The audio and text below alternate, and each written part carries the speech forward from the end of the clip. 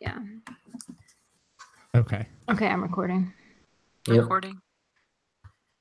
You're listening to the Station 71 podcast. My name is Mario, and this week I'm joined by my co-hosts, Beth? Brian? And Kirsten. So this week we are going to talk about some of our favorite quick services and go over some news as per usual. So first thing that we got to talk about this week is that Disney filed a patent for the new Guardians of the Galaxy roller coaster, the ride system. It looks like it's a rotating car that... Who put this in here? Because I read very little of this. I put this in here. So basically, from what it sounds like to me and the pictures that I'm looking at, it's kind of like a Omnimover system combined with a roller coaster car, it looks like. It essentially pivots about the middle, rotating axis, just like the Omnimover does, like on the Haunted Mansion or Journey of the Little Mermaid. But obviously you're on a roller coaster, so it's pretty cool. Apparently the reason for the patent is that in order for it to rotate about the middle, it has to have its own like battery power system to actually control the motors that make it rotate. So it has apparently, as it pulls up to the loading and unloading dock, it recharges the batteries every time. So that's what the patent is actually for. But this looks really cool. I'm kind of curious to see how they implement this into the ride, if they're using it kind of like they use the Omnimover systems, like focus guest attention at certain things, but I don't know. So it's not for the actual like car itself, it's for the battery pack? Or is it for the whole thing? I believe from what I read, the patent itself is for actually how it's going to charge it. But with that, they show all the images of the rotating roller coaster cart in the middle. Because I want to feel like I'm not that knowledgeable on other roller coasters, but I feel like other roller coasters have this sort of rotating cart idea. I don't know how they go about charging it and storing the energy and everything to power it, but I don't know if Disney would be able to get a patent on just the rotating aspect of it. Well, it sounds like it could be. Have y'all ridden Forbidden Journey? Harry Potter and the Forbidden Journey? Yeah. Yes. It seems like they're combining that type of system or something similar to Flight of Passage with like an actual roller coaster train, which is really cool. Mm-hmm. I mean, that's how I envision it, is like something that moves you and directs your attention from one side to the other, etc. But you're still like on a roller coaster train. I don't know. I could be totally wrong. That's just how I see it in my head. Well, either way, we were promised a pretty revolutionary new system. It looks like we're getting it one way or the other, so this is pretty exciting. Yeah, I'm really stoked about this. Now, my question for you guys, we got this announcement a while ago. Don't you feel like the technology and everything that should have came with it probably should have been patented around then? Or does this mean that they're like finally getting into this phase of building? Like, to me, it just feels really late in the game to get this. I feel like Disney's just kind of holding the cards close to their chest. They might have known, I'm sure they filed for this long ago when the first concepts for this were coming out, and I don't know. I'm not sure how much they know about the process, and maybe it just now got approved, but they had a pretty good idea that it was going to get approved. I'm sure they wouldn't just kind of like throw this up in the air and hope they got this patent before, they were moving forward with the ride. And I think it's also, like you said, cards close to the chest, because anytime they file a patent, like people find out immediately. There are people, who like spend their days looking this up.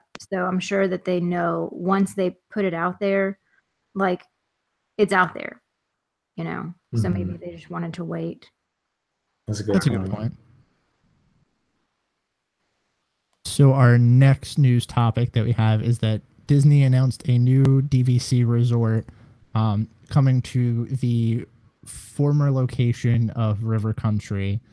It's a nature-themed resort that we have not yet gotten confirmation on when it's going to be named, but there's some concept art online for it now. Pretty exciting, even though I don't stay DVC. They must be making a killing on DVC for two of the three resorts that they're building to be DVC.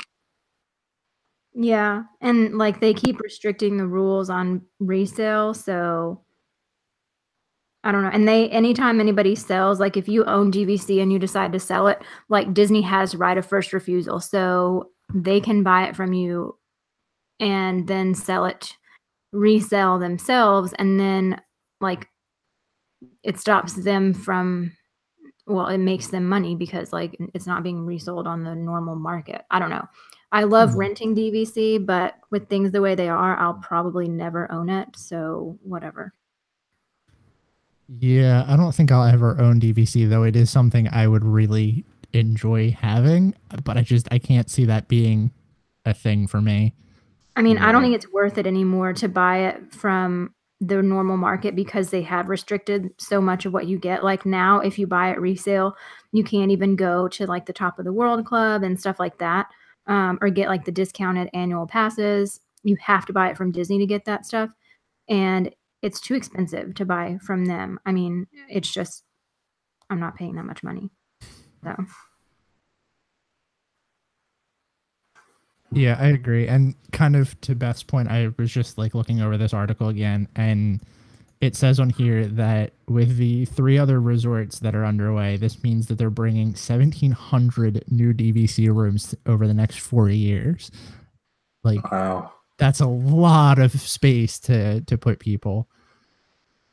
I'm telling y'all, renting is the way to go. Like, I actually did the math tonight when I was talking to my mom about planning our trip for the 50th, and I looked up like renting a standard view 2-bedroom at Bay Lake Tower, renting a 2-bedroom DVC versus just doing a normal standard room at the Contemporary in the main hotel, not a garden suite, but in the main hotel. And it was the same price. And you're getting like so much more stuff, like a full kitchen, 2 bedrooms, 2 bathrooms, like a living area. I mean, the value, if you're gonna stay at a deluxe resort anyway, it's so much more valuable to rent DVC. That's my plug. Yeah, if you're gonna stay DVC or not DVC, if you're gonna stay deluxe, it makes a lot more sense to rent. But I don't think I'd use the amenities that would be needed to make it worth it. Yeah, I think it's really nice with the kid, like having a kid. But yeah, it's probably perfect for you. Yeah, just because you have like a kitchen, you can go home and take a nap, like you can make breakfast. But it wasn't as worth it whenever it was just me and Will. So our final news topic this week, we don't really have an article to plug with this one, but price changes were put into place this last week for this year through, or the rest of this year through 2019. I don't have any price numbers to report on that, but I know we always like to talk about when the price changes go into effect and what this means for us for Walt Disney World. Oh, actually, I do kind of have something to say about that because someone sent us an email. So let me go dig that up really quick. While you're looking that up, I'll say I actually checked Undercover Tourist right before we started recording, just to see, because I don't really know how it'll affect them, and they do still have tickets for sale that do not require a start date, and it's probably going to be a lot better deal. So if you're planning on going in like the next, I don't know, year or so, and you have the money now to go ahead and buy your tickets, I would go to undercovertourist.com and buy them. They're a very reputable site for selling tickets. It's the only place online that I will buy mine besides from Disney. So I would definitely check it out. Okay, so I found an email and it kind of ties into all of this. First of all, I want to say I'm really sorry that I didn't see this until yesterday. So listener Tyler, if you're listening, I greatly apologize for this. But they sent us a message from our podcast page and they said, "Hey, I'm an avid listener. It's my current favorite. Hoping you see this and might be able to give me an opinion today. I'm sorry. But if not, no worries. I've been planning a trip for January. And of course, tomorrow Disney is implementing the new price changes. It hadn't occurred to me until right now, but in your opinion, if you were in my shoes, would you just buy the tickets and book the hotel reservations today before the new pricing comes into effect? I was also going to wait a bit longer just to figure out some logistics, but should I book now and figure out the logistics later? I'm afraid the pricing is going to go up pretty tight on, and I got to backtrack on that one. I'm just afraid of the pricing going up, and I'm pretty tight on money for the price of my trip. 7-day park hopper with an 8-day stay at Pop Century actually feels like a pretty good deal for what I have right now. Thanks for reading, Tyler. So I'm going to say what I responded in my email that was like 3 days late on this one. But if you're ever thinking about booking a Walt Disney World trip, but you're not sure about something involving like price changes or room deals, you can book all of that and then like retroactively upgrade it. So say like, you know, you're booking a trip for January next year and you didn't see like a resort discount or deal or anything. You can go in, plug that, and then later go into your reservations as Disney releases stuff and update your reservation if you can get a better deal through them. That's worked for me a couple times. But yeah. And they're never going to lower prices. So if it's a situation like tickets, it's pretty much always better. And I won't say going forward just because we don't really know how this date is going to work out, or the thing with like tickets requiring dates. But pretty much if they say they're about to raise prices or change prices, they're only going up. They're not going to go down. So you really can't hurt yourself. Yeah. And again, I'm really sorry for only getting to that like 2 days ago. I saw that and it came in on the 15th. I responded on the 17th and I looked at it and was like, oh gosh, I should have checked our email sooner. All right. So are we ready to dive into our topic this week? Let's do it. Before, I don't know if you want to or not, but should we announce the website? Oh, yeah, sure. Oh. Okay. Housekeeping stuff, since that's kind of where we are right now. We didn't have any other emails besides that one from Evan, but we do have some exciting news. We have, as of right now, launched our official Station 71 website. It's www.station71podcast.com. We could not reserve station71.com because some fire company has that. But the plan for that right now is going to be all of our episode show notes are going to be on there because there's some weird iTunes restrictions with how many characters and stuff you can put in there. So I'm going to try to do more detailed show notes on there. We're going to try to maybe post some articles and things like that. Can't promise because we have some weird schedules sometimes. But really this is going to be probably the best place to get all of your information from us outside of the podcast. It also has this really cool thing where you can follow us through email and you can get updates when we post things on there. So be sure to check that out. And there may be some other cool features rolling out in the future. And it's Station 71 podcast, the numerals, like 71, not spelled out. Yes, correct. So that's exciting. I feel a little more professional now. Fancy. It definitely looks professional. Thanks, guys. So all that said, I would say now we're probably ready to dive into our topic this week. So we are going to be discussing our top 3 quick services we decided on, right? Our 3 favorite and 3 least favorite, right? Oh, I didn't do least favorite, but I can definitely come up with that really quick. I guess it depends on how much we have time for. We'll just talk for an hour or something. So we're going to be talking about quick service this week. We're going to be talking about some good and maybe some bad. We'll see what happens. So how do we want to structure this? Do we want to go in order of I think we should do like we used to do, like go in a circle, So like I go first and then go down to you and then you start the next one and go backwards. And then do like everybody do their third, everybody do their second, everybody do their first. Okay, cool. Works for me. So I guess I can start this off with my number 3. I have like a list of 6 here and it was very hard to pick my top 3. I want to say this first because I usually don't do quick service, like plan to go there. So this was like exceptionally hard for me. So my number 3 is Katsura Grill in Epcot. I think that this is like one of my, I don't go to it as much as I do my other 2. But if I'm in Epcot, I want counter service Japanese food. This is a really good place to go. It's usually pretty quiet when I've been there, but really good food, nice atmosphere, kind of tucked off into the back. Yeah, I would agree. That's a good one. I don't go there very often either, but I really like the I don't know if they still have this, but they had green tea ice cream at one point. I think they do. And it's really delicious. I've never eaten I haven't either. So am I up next? Yes. So we'll go you, Brian, Kirsten, and then we'll go in reverse. Okay. I'm going to say for my number 3, and I'm not going to try and butcher this, but the little French bakery in the back of the France Pavilion, because I feel like there are just so many options, and I've never had anything that was not good there. That's a really good one. I like to do breakfast there because you can use a snack credit for a lot of things that are on their menu. And you can get a baguette in a bag and take it with you. Eat it as you walk around World Showcase, which I've totally done before. That's actually on my list also. That's like my number 1. So, Really? Oh, nice. I mean, I'll go ahead and talk about it now.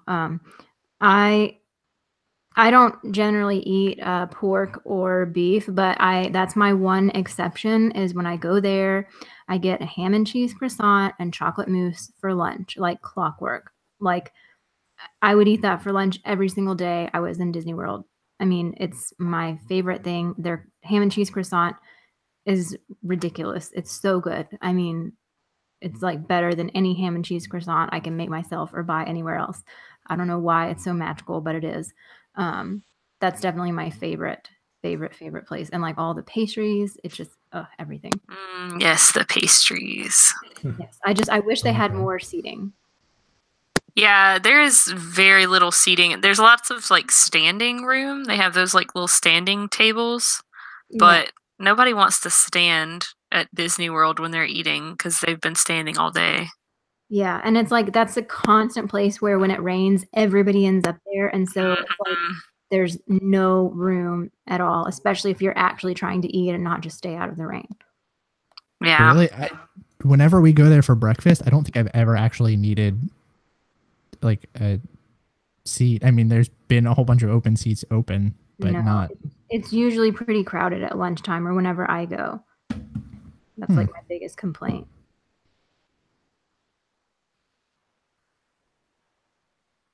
Brian? So on to me. All right. Say my number 3 is Columbia Harbor House. I really love the theming here. I like the food. I think it's a little different. You know, you get much better, I think, than your standard Disney fare here. And one thing that this has that a lot of other quick service restaurants at Disney don't have is a good bit of seating. I almost never have trouble finding a seat here, and that earns it some bonus points in my book. It is deceptively big. It really is. Like, you see it from the outside, and I think a lot of people don't like take into account how much seating there is upstairs. Yeah, that's a good one. That was on my honorable mentions. Oh, and fun fact, and if y'all know more about this, please correct me. I don't want to say anything wrong, but all of like the paintings or pictures on the wall, I think it's in a particular room or something, are all ships that were wrecked, like ghost ships, and it's right across from the Haunted Mansion. There's one section of the restaurant that's pretty closely tied in with the Haunted Mansion. There's actually some backstory like between the two, so it's definitely one of for the Disney history buffs to do some digging into if that kind of stuff tickles your fancy.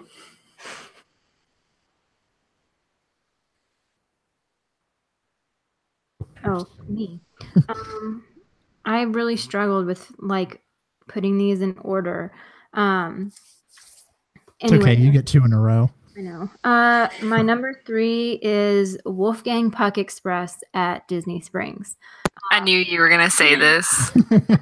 Not the big one that's like down towards Bongos or whatever. The small one, it's like by the Christmas shop way back in the corner, over past Earl of Sandwich. It's so good. I love it. And my favorite thing is it's very expensive for a quick service credit. So if you're on the dining plan and you want to get basically like a table service priced meal, this is the place to go, because I'm pretty sure the dish that I usually get there is like $17 or something, and that's just the entree part, and it's still considered a quick service credit. Dang. So anytime I was on the dining plan, I always went there, especially when I worked there and we had visitors and then they would leave and their last day we had credits to use. We would always go there to use up our quick service credits because it's like a really great value and it's good. Nice. It's your turn again. Oh, yeah. Well, and I already said my number 1, so I'm done. Dang. Okay. My number 2 favorite is Sunshine Seasons. I just think they have like a bunch of different stuff. They have a lot of options that are vegetarian and, you know, for other dietary needs, and definitely not your standard, you know, burgers and chicken or whatever. And their chocolate cake is to die for. And there's tons of seating, and I just love the atmosphere. To me, there's really only two quick services up front. There's that or Electric Umbrella, and I don't know why anybody would ever go to Electric Umbrella when Sunshine Seasons is right there. Yeah, Sunshine Seasons was going to be one of my honorable mentions, but it didn't make my top 3. I like the food here, but I have to disagree with you on liking the atmosphere. I feel like this is the one that feels too much like a mall food court for my liking. Maybe I just like malls. I think it's because it's by Living with the Land, and like sometimes you can smell the Living with the Land, which is really weird, but you know that like I agree with you. just have a typical smell, and I just really like it. Yeah, I really like the food, and I struggled because I put this as an honorable mention for the bad, and it was more just because like that this feels like one that could end up in a Disney resort and be like their quick service hub, which isn't awful, but it's not like incredible either. I could do that. Maybe. Maybe I just haven't been there in a while. I don't know. All right. Well, my number 2 is Casey's. I feel like I've eaten at this restaurant easily more than any other Disney restaurant. Easy to do. Yeah. I feel like, I mean, it's generally pretty, simple stuff. I mean, it's mostly hot dogs. I love the corn dog nuggets. I think the fries are incredible. Fries are amazing. The new fries or the old fries? Because I'm still bitter about them changing the fries. They will never make a top list for me because of that. I don't know. I like both of them as long as they're like thinner shoestring type ones. No. I'm cool with that. So yeah, those are the ones I like. I don't remember the old fries though. I mean, they were like everywhere else, but they just tasted so much better for some reason. I don't know why, but they were way better than anything at Cosmix or whatever. And they made them those stupid shoestring things. Oh man, those are the best. I love them. Yeah, I literally every time I go to Magic Kingdom, pretty much get some fries from Casey's. Mm-hmm. And I guess one thing that I like about this really is that you have all of the staple stuff, the hot dogs and the corn dog stuff. It's always there. But then, they always do the like rotating specialty dog, which I think is pretty cool to help mix it up. Yeah, there's like I don't know, however long they are, ones that I see people walking around with are insane though. I'm just like, what even? Yeah. And I'll say, in contrast with Columbia Harbor House, the one negative thing about Casey's is that one, it's always extremely crowded and waiting in line is usually a pain. and there's never anywhere to sit. So Yeah. Like no seating. I kind of get it in a sense because a lot of the seating's outside, and the more that you increase that size of the seating area, the more you start cutting into the hub and Main Street, and you don't really want to do that. But at the same time, it's obviously extremely popular, and you don't have enough seats for everybody. So it's kind of a balancing act. I feel like every time we eat there, we end up having to cross and sit in front of the plaza, like in the ice cream parlor, and it's like a game of Frogger where you're so scared that somebody's gonna knock into you and like your food's gonna go all over the ground. Yeah, or you can be a true Disney fan, just eat off the trash can. So yep, unsanitary. So convenient. It's just when you're done, it's right there. Boom. It's like a rite of passage. The tables of Food and Wine Festival. Right? Exactly. Oh, so my turn? Yes. All right. My number 2 is, I don't know if this is kind of cheating, but I'm going to say Be Our Guest because it's not table service until dinner time. I see. I had it down as my number 3, and then I wasn't sure because, like, I had Be Our Guest lunch down. So I think that's literally, that's what I put. Too. I think it's fair. Yeah, because I mean, this is by far one of the best, like, as far as theming goes, especially for quick service, but just in general, like, is absolutely incredible. It's just like you stepped into the movie, and the food's pretty good too. So, and that, like, before, like, magic bands, I guess, were a real big thing, how they did that. I mean, I guess they still do it with the magic bands, but I think it was cooler with the Enchanted Rose, where you'd, like, take it to your table. I'm like, I don't understand how this works at all, but I like it. I think that's the coolest thing that they could have done, too, is, like, they make it a quick service without making it have, like, that weird quick service, I have to go pick up my food at a counter thing. Yeah. Like, the fact that you can go sit down at your table and they'll bring you your food is just, it makes it so much better. And they just find you magically. I don't get it. I don't get it. It doesn't make sense. But yeah, so that was my pick for number 2. So I've been crossing stuff off of here because Be Our Guest was like kind of floating around on my list, but I, like Brian, wasn't really sure about if it counted. So that's an honorable mention for me. But I have my 1 and 2, and since I go both times, I'm just going to say both of them. My number 2 is Pecos Bills. I don't know if this is like a good quick service or I've just been here so much that it's become like part of my Disney tradition. I'm kind of starting to feel like that too. Yeah, like I don't know if it's because I really like this restaurant or it's like I have some weird nostalgia with it. But we ate here a lot when I was younger, and it's usually all right food. I think it's with me, this is like a good spot to get food at this part of the park. So I'm good with that. And the only spot in that part of the park. Exactly. I mean, you could go further down and go into like Liberty Square, but when you're hungry and you're, near Splash Mountain, this is the only thing that you can really stop at. So I vote that for my number 2, but my number 1, which really shouldn't be much of a surprise to anyone, is Cosmic Rays. Yeah, Cosmic Rays was one of my honorable mentions. See, I like it, but I was trying, and I'm very nostalgic about it, but I was trying really hard to like judge food and not just like, I don't know. I just felt like if people are going to eat there, that's what I was trying to do. But I agree with the love of Cosmics.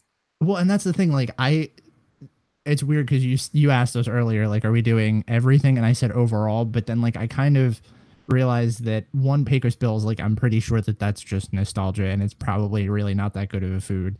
I know that Cosmic Rays isn't. Like I really like Cosmic Rays for Sunny Eclipse, and that's the only reason that I really like it. So I'm just gonna say that now. Yeah. Like I don't necessarily love Cosmic Rays, but like I love that it exists. I love that Disney took and put an animatronic in a quick service restaurant. The food is, fine. Yeah, it's okay. But it's what you'd expect from quick service. Right. Service. It's your standard park fare for quick service. Yeah. It's just such a like Disney, like you wouldn't go to another theme park and have a restaurant with a singing alien. Like, I don't know, serenading you. I don't know. It's just so like classic Disney, not IP, just good entertainment. Mm-hmm. I have 2 honorable mentions, but I'm gonna wait till you guys all finish your stuff so I can say these because I don't know. Y'all cheat, man. I'm gonna start doing honorable mentions for everything. Well, no, these were ones that like I liked, but I had a hard time finding a spot for them. Well, I have those too. So then you can list some honorable mentions. Yeah, I kind of just made my list and then narrowed it down to the 3 and figured I would mention it if someone else brought it up. Yeah, that's kind of how I do mine too. So, my turn? Yep. Yes. Mm-hmm. Okay, I'm getting the hang of this back and forth thing now. Now that All we're right. at the end. Right. So, my number 1, to no one's surprise probably, is Satuli Canteen in Pandora because I think it is the most unique quick service restaurant on property. It has, for lack of a better term, weird entrees, but they're good. Mm-hmm. And those little pods are so delicious. I think about them all the time. Like I would say on a weekly basis because you can't like I know that bao buns you can find at a lot of places, but I cannot find them locally here and I just wish that I could because I would eat them every day. I've actually never had the bao buns, but I do love Satuli Canteen. It's my number 1 too. Nice. Yeah. I really, really think this is like, I mean, you're definitely getting much higher than, quick service food at a quick service restaurant. Yeah, I would say that this and Be Our Guest are as close to table service as quick service gets. And not even like bottom tier table service. This is like, mid to upper, affordable table service food, I think, for, relatively cheap and convenience of getting it quickly. Mm-hmm. But, plus they use real dishes, which I really like. I think that adds a lot to the experience. mm-hmm. It's just something about eating with plastic silverware that makes you feel cheap. Yeah. See, and I love this restaurant because usually I have this thing like, especially going to Disney all the time, and I do this outside of Disney too, but like for every restaurant, I usually have like one meal that I get at that restaurant, and it's like I know what I'm getting when I go to that restaurant. Like that's what I want, and like it's Satuli Canteen. I normally get like the same like protein and base and everything, but because they have all the different sauces you can try out, like the sauce is like my chance to like experiment and kind of try something new each time, but also get something that I know I'm gonna like. And they generally rotate like the sauces and stuff a lot, so you can try different things each time. It's funny that you say that because like I've never had anything except for the bao buns because Really? I like them so much that I just can't fathom getting something else. But I think that the sides are also really good. Like they have those like vegetable chips, I think, whatever they are, that are really good. I've seen them. I've never had them though. Yeah, those are really good. And then they have vegetable slaw, which I don't normally like slaws of sorts, but this is one that I actually did really like. Mm-hmm. So that's because South Carolina slaw is weird. Sorry. I mean, I'm not disagreeing. It's like barbecue sauces. Anytime you go to a different region, like it's completely different. Oh my God, y'all, this is going to divide us. Oh, it is for sure. Because Texas has its own style, right? Do you prefer it? I actually don't like really any barbecue sauce, but I do think it's absolutely insane that brisket isn't a thing in South Carolina because that's like all we eat here. What is it? It's brisket. It's like it's real barbecue. Like sorry, but that's what it is. Yeah, brisket is by far I think the best cut of meat for barbecue. Yeah, like I actually had a friend from South Carolina come to town for work, and we went out to dinner, and I was like, "We're going to eat barbecue because like you have to have Texas barbecue, like the real barbecue now." So I just Googled it. Brisket is beef, whereas South Carolina barbecue is pork typically, right? Yeah.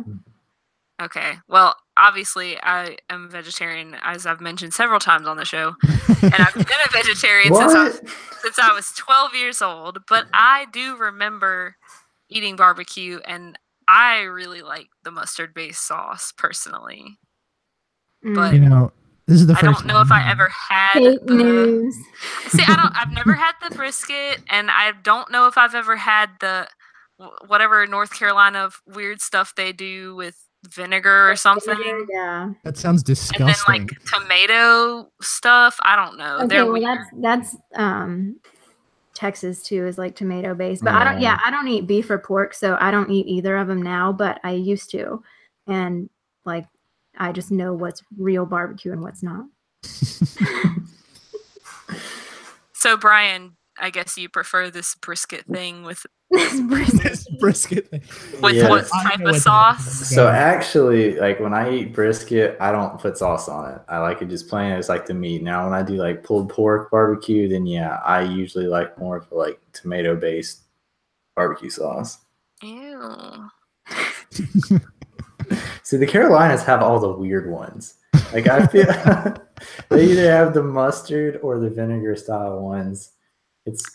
It's weird for me to think that's like commonplace up there. Well, see, no, it's in North Carolina. Maybe I had never heard of this vinegar-based barbecue stuff until, like, I don't know, maybe 3 or 4 years ago. And I hate vinegar as a whole, so I know for a fact that I wouldn't like it. But I don't know. When someone says that they're going to go eat barbecue, to me, that means pulled pork with mustard-based sauce. But obviously, that's such a regional thing. I think that's really interesting. Well, see, you're there with the pulled pork because, like, when I hear barbecue, that's what my mind immediately goes to. But Pulled pork? Yeah, for a barbecue. I immediately just think of brisket. Really? I think of pulled pork too. Well, y'all all need to come to Texas. So wait, is barbecue a thing in the North too? Yeah. I mean, it's not as big of a thing. I love that this is what it's called. It's like trying to get Mexican food in the North. Well, no, we have, okay, that's kind of a little weird because my town has a lot of Mexican food, so. But is it like good or is it like? Oh, it's really good. But does it have a store attached to it at the restaurant? Wait, what? Wait, where That's how you know it's legit. When it has a tienda on the side. No. And you also know that Mexican restaurant has dope food. If it looks like somewhere sketchy, you wouldn't want to go inside. Because there's a place that has both of those things here in Columbia, and it is the best Mexican food I've ever had. Wait, I guess Tex-Mex is its own thing, though. It's like its own genre. Isn't that like Moe's? No, ew. Or Chipotle? Like, isn't that Tex-Mex? No. Oh my God. Have y'all ever been to Texas? No. I have actually, but I went to like Austin, so I don't think that really counts. I don't talk about that town. Oh, I loved it. I just don't think that it's probably very typical of Texas as a whole. I'm an Aggie, so I live in Austin. We are so far off the topic of Then that's your thoughts on Mexican food and barbecue. Let us know what type of barbecue sauce you prefer. I had to like backtrack to figure out how we got here. And it all started from Satuli Canteen. Oh man. Oh. Okay. So whose turn is it? I think it's. We're done, right? With talk. Oh yeah. Yeah. No, hold on. We didn't. Oh well, we know we did. If Kirsten's was first.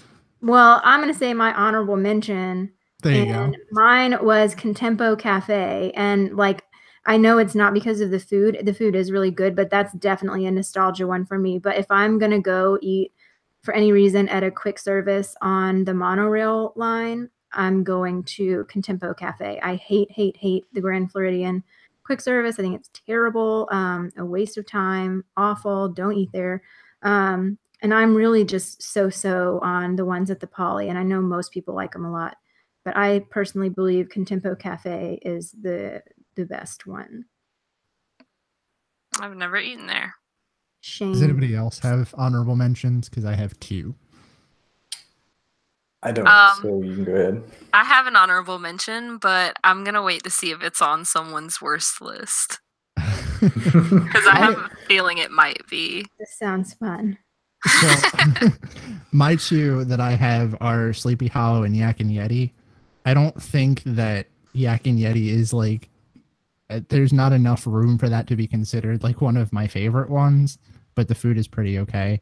I do like Yak and Yeti. And it's one that like you can easily forget about. I think that's usually like my choice, or was my choice in Animal Kingdom. Now I have to try Satuli Canteen, so I can't say anything about that.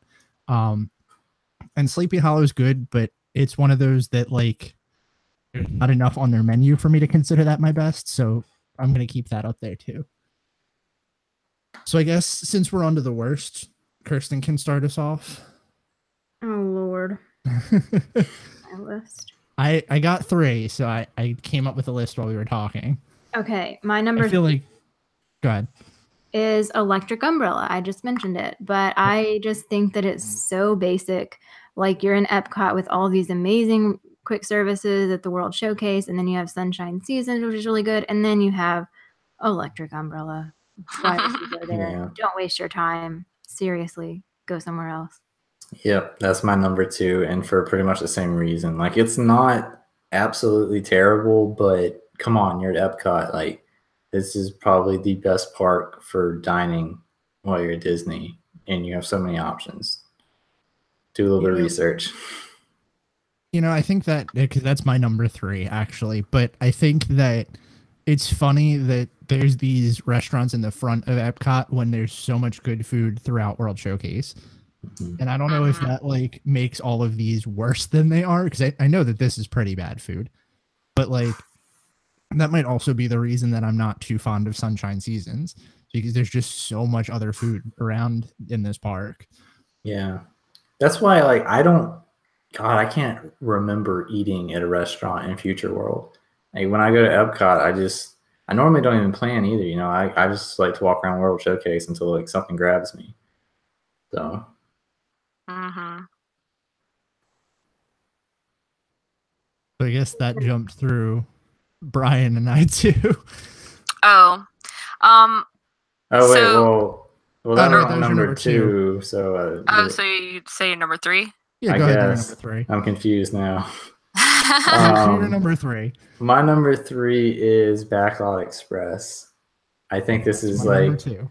Okay. This is just, I think, probably the absolute most forgettable restaurant at all of Disney. Like it's like tucked back in the corner, and like really, unless you're like looking for a bathroom and like happen to go there because this is the closest one, like I feel like people don't even realize there's a restaurant here. The theming's just terrible. Just I mean, is there theming? I don't get it. I mean, it's like it kind of made sense when the Backlot tour was there, but it's not now.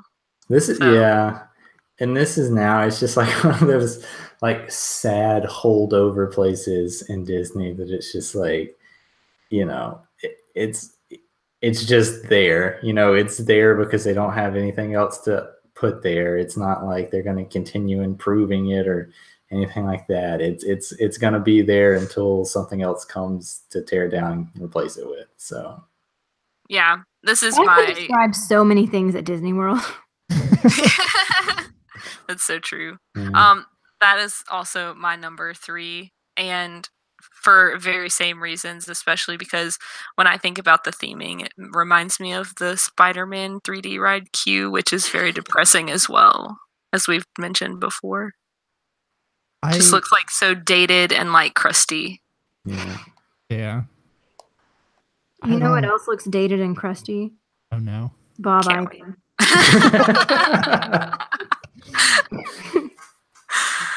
That was a good one. I don't think you should be bashing him if you want him to bring back wishes, Kirsten. Well, I wasn't even really tweeting at him ever, so. I'm so sorry I had to break that to you. Oh man. I would have died if that account would have like messaged you back and you'd have thought it was actually him. Yeah, me too. What's next? I mean, I think Beth goes next. Okay. I'm having a hard time choosing between my number 2 and my number 1. So I'm going to go with my number 2 as Pizzafari. Because it's pretty bad. Yeah. glorified cafeteria pizza and the costumes are so ugly. I'm sorry. Oh, There yeah. it is. They are like I know it's somehow- like African or whatever, but no. They're just literally like big red like costumes with blocky weird shapes. It reminds me of like a roller skating rink in the 90s. I was gonna say, like, it looks like something straight out of the 80s, which doesn't make sense because it opened up in the late 90s. So I don't understand how that's even possible. Kristen, you sounded surprised. I just have like a very okay. So the Disney pizza, and I feel like they've changed it even in recent years, but the Disney pizza that we all remember, like, there's something about that pizza, and I just have to have one. Yeah, it's really bad. And it's like, so delicious. I just love it.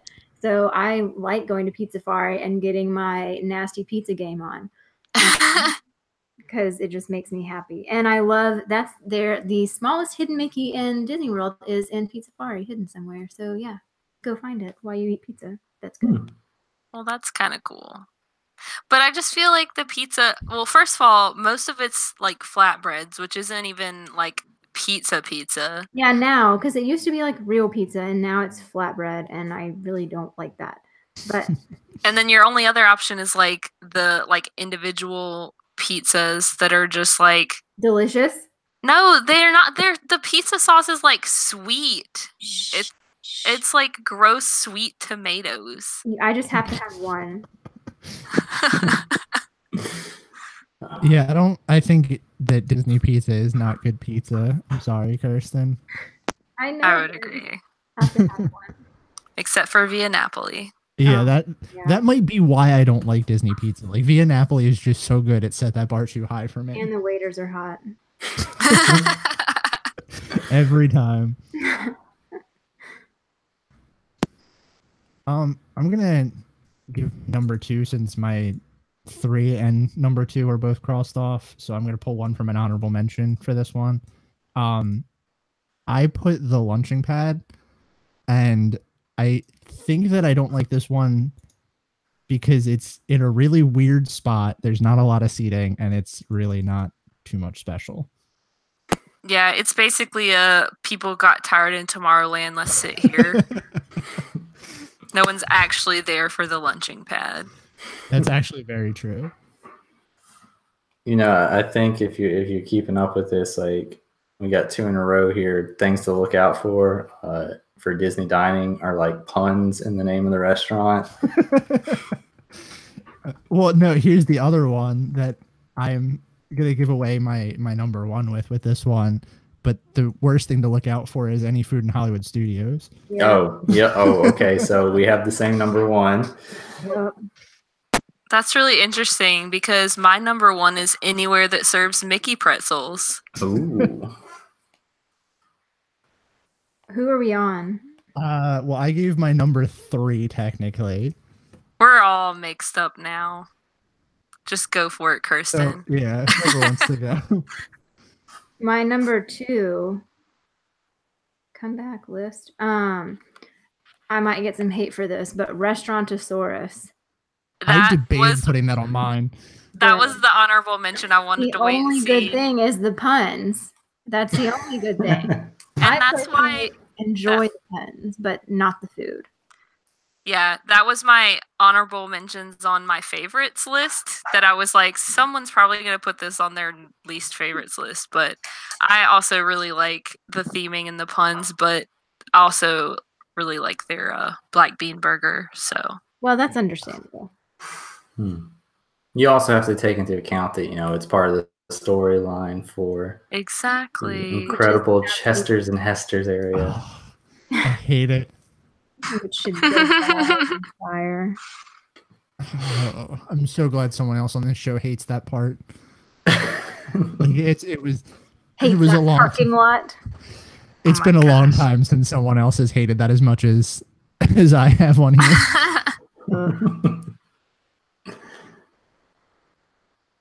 Okay, who else? So that Was I think my we're on to number number 2. one. Yeah, we are on number 1 now. Is it my turn again?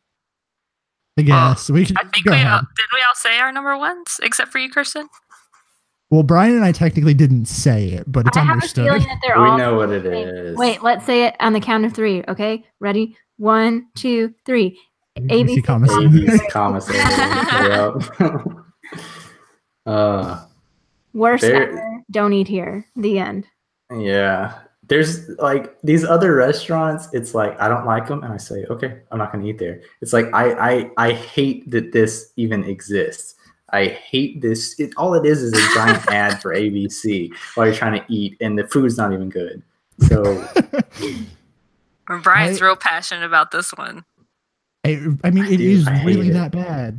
It it is. really is. Like, I'll tell you a story. The first time that I ever went to Disney World, I was in 9th grade. I went with my family, and we didn't know anything about Disney World at that point. And I guess, I mean, the internet was a thing, but it wasn't like it is today. And so we didn't know, we had no reservations. We didn't know what we were doing. And so we ended up, like, our Epcot day, we ate at Electric Umbrella. Okay. So we were that clueless. And we still all remember ABC Commissary as the absolutely worst place we ate. And I've not eaten there since then because it was that bad. So here are my feelings summed up by this TripAdvisor ad with 1 star. So the title of this the review is Regret. And it says MGM/DHS has very limited lunch options compared to other parks. We always end up eating at the ABC Commissary and regretting it. The burgers are plain and generic, the chicken in the salad is fatty, and the service is very slow. They forgot to give us salad dressing, and it took 15 minutes for the workers to come to our attention at the counter. The staff here is very slow and apathetic, and I think that sums it up. That's it. Yeah. Yeah. That's terrible. I will say the only place that Hollywood Studios really does have terrible options for quick service. And my favorite place to go, and they're not open long hours, it's only lunchtime, is Starring Rolls, kind of right by the entrance where like the big guide map area is. That's definitely my favorite place. If anybody's desperate for a lunch option, I would go there. Yeah. And So it's not even anything fancy, but the sandwiches are good and a little different, and I don't know, it's better than anything else. So I've never actually eaten at ABC Commissary, which I think is a testament to how bad it is, because I walked in it once and was like, nah. And that is my one and only experience with it. So I feel like if I had eaten here or actually gotten the experience, that I might be on the same team as all of you guys. But I think it should speak pretty loudly that you can go in a crowded Hollywood Studios that, like we said, has very limited options, and ABC Commissary still like is not crowded. mm-hmm. Yeah. And That doesn't mean it's a hidden gem, people. That It I is was gonna certainly say, not. for some restaurants that does mean that it's a hidden gem, but like the funny thing about this is, like, if you think about what it is, it literally does that perfectly. But why would anyone want that here? Like, Right, like it's like, what if we had a food court that was like, you know, modeled after a food court? Like, when? No. exactly. Like, who decided that we needed the ABC food court in Hollywood Studios? Yeah, like, I don't know if y'all have experience with working at a big place like Disney World where they have an employee food court, actually, because Disney does have backstage, you know, food courts for their employees, and they're run by Aramark, and they're terrible. And that's basically what ABC Commissary is, but for guests. Like, They just use the like leftover food that y'all don't eat and put it out for their guests. probably so, or the other way around. We get Oh. Oh, Ugh. gross. But yeah, I hate like all the park around it too. It's just like it's filled with the ABC billboards and stuff, like whatever stupid shows on ABC that they're trying to push that month. Like, Hey, not all the shows on ABC are stupid. Just and not saying. all of them, but most of them. yeah. And they should not be advertised. Like I hate it too. I agree. Mhm. It totally takes me out of the like. Yeah, immersion. definitely agree. It's so weird to say that because that's like what it intends to do. And I feel like you guys use that argument a lot for Chester and Hester's, but like, I just don't think I need this. This is not the same, okay? That is No. not a fair comparison. It sounds exactly the same. It does, though. That's the thing, because every time it gets brought up, you guys are like, well, yeah, but this is the theme. And if you understand the theme, it works really well. So Yeah, you're going but to say, what- hold on. I understand the theme here. And I don't need it. I still don't understand. Like, I still don't need the theme for Chester and Hester's. Yeah. I feel like Mario just put his finger up and shook it at me through the phone. I hate it. 'Cause I did that. Oh. At least Chester and Hester's isn't trying to sell you on a TV show, though. I know. Yeah, but in a park that's like, They're trying Yeah. to sell you on a roadside carnival run by dinosaur carnies. I mean, really. what's worse? Oh my gosh. Oh. So, Beth, what's your number one since we got ours out? Oh, I said earlier, my number one is everywhere that serves Mickey pretzels. Oh Because yeah, that you is hate those, don't you? that is literally like when I think of all of the food that I've ever had at Disney World, the one thing that I truly would never get again is a Mickey pretzel.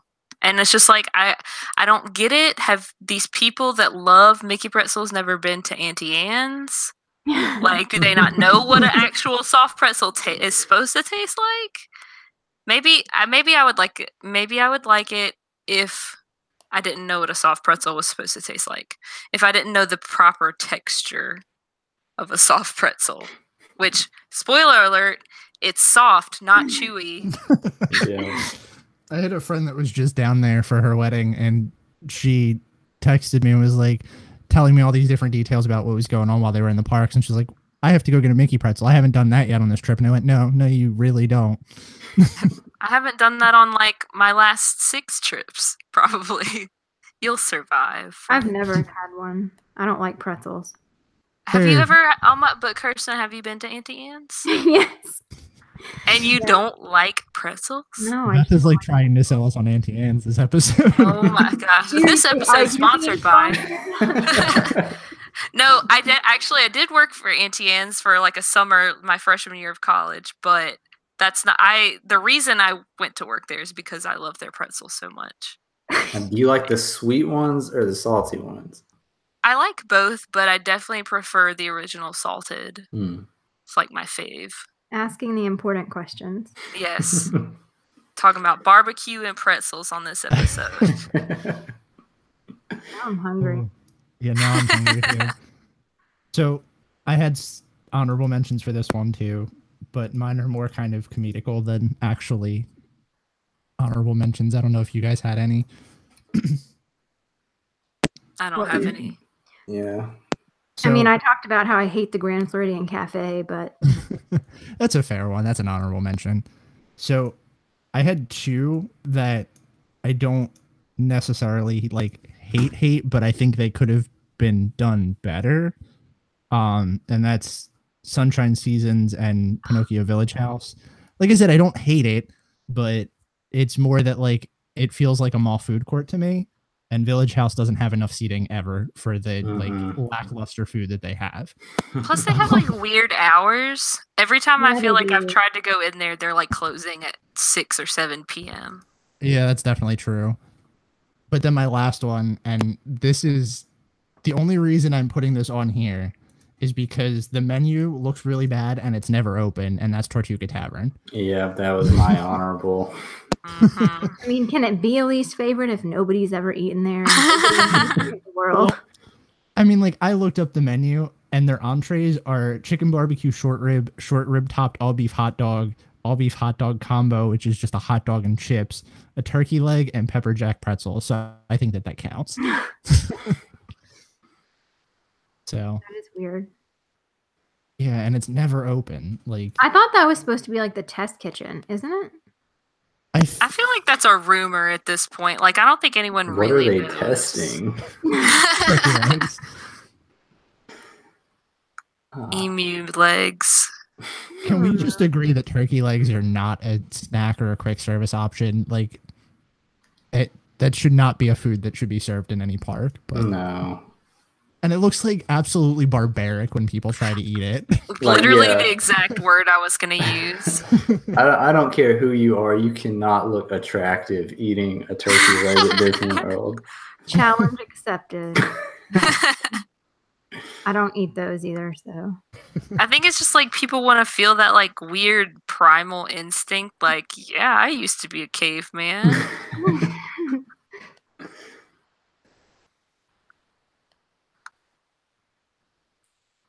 Anything else? No, I'm pretty good. If you guys have anything you want to talk about before we wrap this show up this week. I think we need to talk more about barbecue. That's an after show discussion. Should we read that Facebook message? I didn't actually read it. I just copied and pasted it. Let me find the tab that has our show notes open. Oh, I guess we can read that because we still get comments about our rants episode. Yeah, that was a good one. I feel bad that I feel like I need to have my own rants episode. I feel like you would have agreed with most of everything we said. Like I could fill up the whole hour by myself. I'm pretty sure. Have a monologue. Yes, it would be amazing.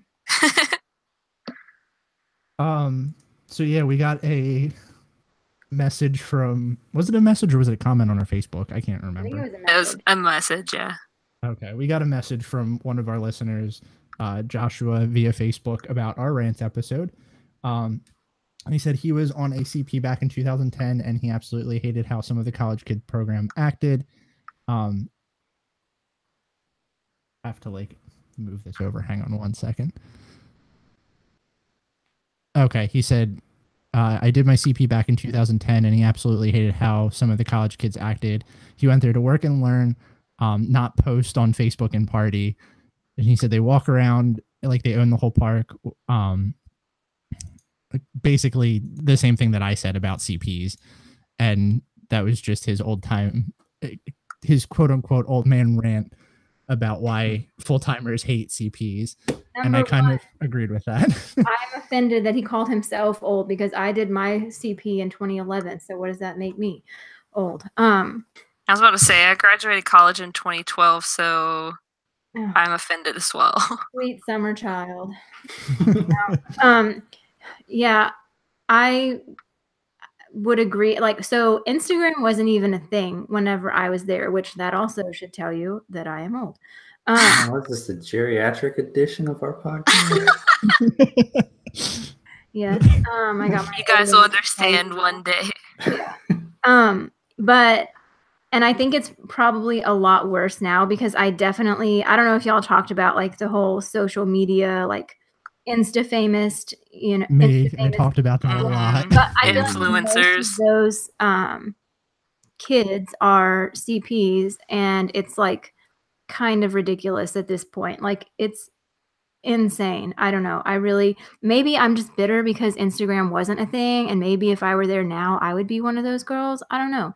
But yeah, no, it's stupid. And I definitely like my roommates, we were amazingly lucky to have a really good apartment, and we were like legit. We were all kind of older, graduating from college very quickly. We weren't like freshmen.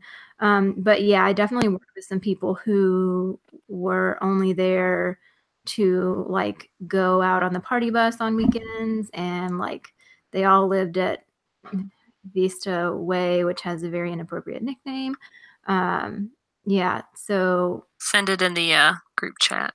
I can definitely see it. And I think that Disney loves to use college programmers because there's an unlimited supply of college students every year who want to come spend a semester at Disney World, and they're very starstruck and they think that it will actually get their foot in the door, and it really won't. Like, unless you are amazing or you already know somebody or you happen to meet somebody really important, like it's not going to do anything for you. Like I still know people who I was on a program with, and they thought like that was their in, and they went on to do professional internships, which are, you know, a lot more exclusive, and they're still just like working a regular hourly job in the parks. Like they're not in an office, they don't have a salary, it didn't get them in the door. So I'm kind of over it, honestly. Like they use us for cheap labor, and then, you know, send you off with a pat on the back and thanks for nothing, basically. That's my opinion.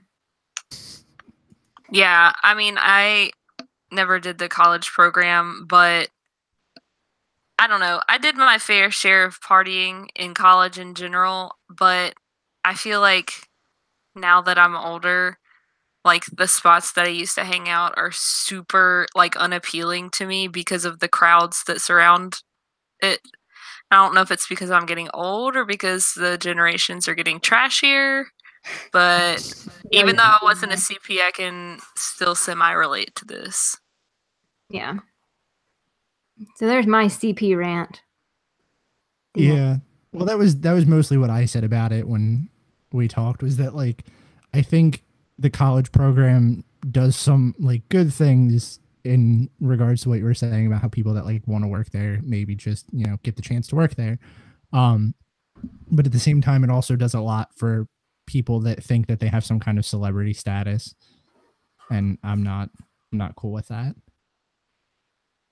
Yeah. Cool. So did you guys have anything else you wanted to talk about this week? Or we cut the episode and talk about barbecue? No, I think we're good. Cool. Then I'm going to stop this and record the outro later. Oh. Wait, if anybody listening likes ABC Commissary, we want to hear about it. Tell us everything and tell us what's wrong with you. They probably like the vinegar-based barbecue sauce too. They probably like Chester and Astor's too. Whoa. They probably even like Country Bears. Oh my gosh. Wow, Okay, my God. it's getting personal up in here now. Right? Feeling attacked. All right, so I'm going to stop recording.